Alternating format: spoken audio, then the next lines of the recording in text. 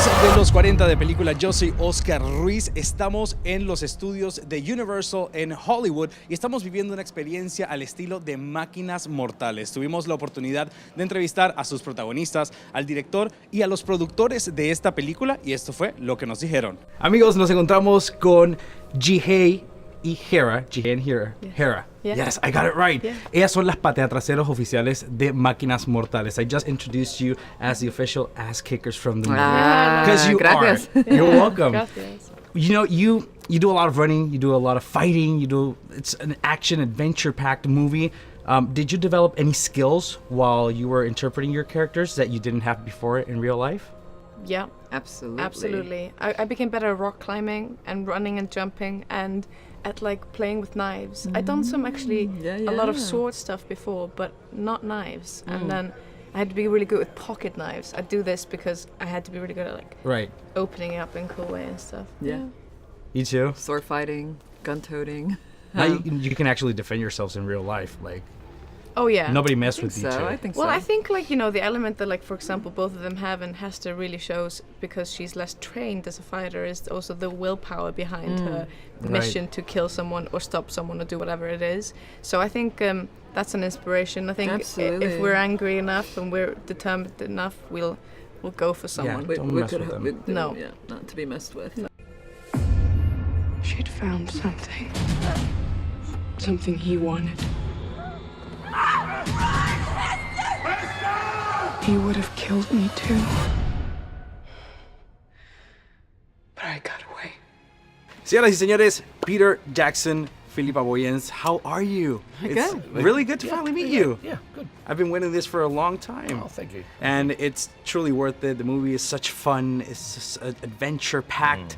And I think you're really used to this. Book lovers might be really tough when it comes to adaptations, when it comes to movies. How do you manage when you adapt a novel to a screenplay to a movie to balance that? Well, I mean, it may sound like a simple answer, but it's really we make the film that we want to see. So we read the book, Right. love the book, and think, wow, this would be a fantastic film. And so we then have to obviously adapt into a script. But we try to make the movie that we would like to see. You know, I mean, other people would make a different film. Yeah. You know, every filmmaker would make a film that would be different, but this is the one that we thought would be, you know, the really cool one to see based on Philip Reeve's books. You have to make choices. You know, the book, you can't put the whole book on screen. So you make choices, and really in the end, the choices we make are about the parts of the story that stay with you. Yeah, why we love the book. Why do you read a book and love it? That's what we want to show on screen. And any changes that you do, and I know a lot of fans out there, you know, I totally understand it, I totally get it, but you have to make a film, and it has to work as a film. So sometimes there are tough decisions that you have to make, but... The world is changing. Predator City incoming! Nothing can stand in the face of this. What do you think makes this movie, we've seen a lot of fantasy adventure movies, what do you think makes this one so unique, so special? The world itself, really. It's a world that hasn't been put on film before. It is set in the future, but it also has a very strong sense of the past. It's a future that's built on a past, and it's a past that is actually our kind of present that's been destroyed. So it's a world that exists in many different eras. So it has a sort of timeless classical quality to it, and yet visually, it's a world we haven't seen.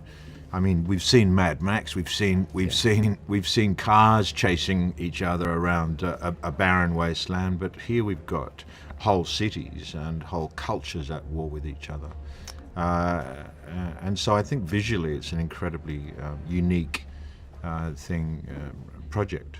Wonderful exercise of the author Philip Reeve's imagination to create this conceit of these predator cities, it seems to me. And but in the end, it really hopefully people will buy into it visually, but really what you're trying to do is appeal to their hearts, and the way that that all comes is through character, of course. And what he's been able to do so successfully is to create a number of characters, a slew of characters, all whom, as you point out, have their own purpose and their own agenda. And I found myself, as I read the script, as I read the books, and as I watched the film and acted in the film, caring deeply about these characters, about Hester Shaw and about Tom Natsworthy, being surprised, intrigued, shocked by the character of Thaddeus Valentine, and investing deeply emotionally in the character of Shrike. And in a sense, we're all, even though we're participants in it, we're all audience, you know, and we want, I hope that people feel the way I feel about it. We are London.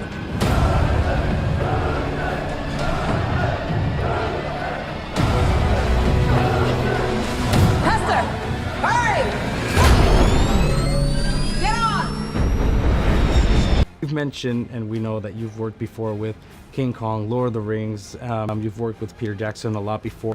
Did you learn something very special that you decided to implement while directing this movie? I know you've learned a lot, maybe. Yeah, I think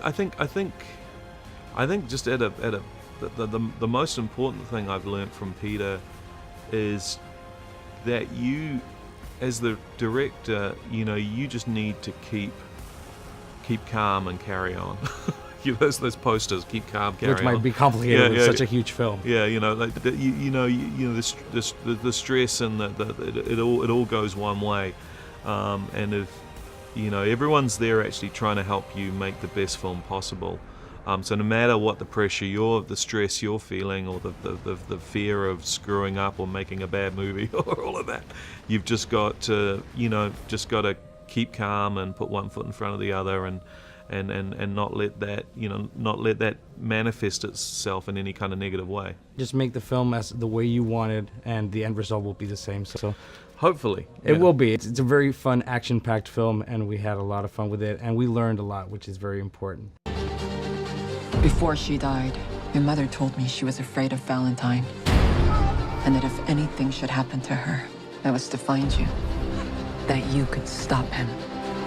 Every character in the movie represents something different. What would you like people, after they watch the movie, to take away from your characters? I think Tom represents London when we're not in London. Okay. You know, Tom is Englishness, I think, in many respects. It's very patriotic in a way. He is, yeah. He sort of has no choice. He's been raised in a very, very nationalistic environment. Okay. And so, even though he realizes that a lot of it's been propaganda and lies, it's still deep in his heart. He's never set foot off of London until the events of the film. So he is London, I think. He has to be the essence of London as the story continues and develops. So everybody in London will look at Tom and say, you know what, that's me. That's that twat I sat beside on the tube last week. Yes, totally. I think who scowled at me. Yeah. I think that my favorite thing about Catherine is her compassion, and I feel like if there's a takeaway from her character, I'd like people to take away how much she likes to help people, and you know, fighting for what she believes in, what she really believes in. She could be a problem if she's anything like her mother. Keep it safe. What happens when you find Hester Shaw? I will kill her.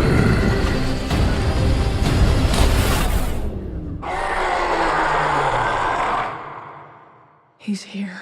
Movies, I love escapist films. Yeah. You know, I love movies where you can just finish up your day, you know, whether you're at work or school, just go to the movies and chill out and forget everything and just go on a wild, crazy ride. That's what I like about films. I think it's that this. If you go and see it, you'll understand. But it's like nothing you've ever seen before on film, and I'm incredibly proud of the cast of this. You're going to meet some new actors if you go and see this film who are extraordinary. And the characters are unlike any characters you've ever seen before too. They're very, very complex. In the great game of survival, this is checkmate.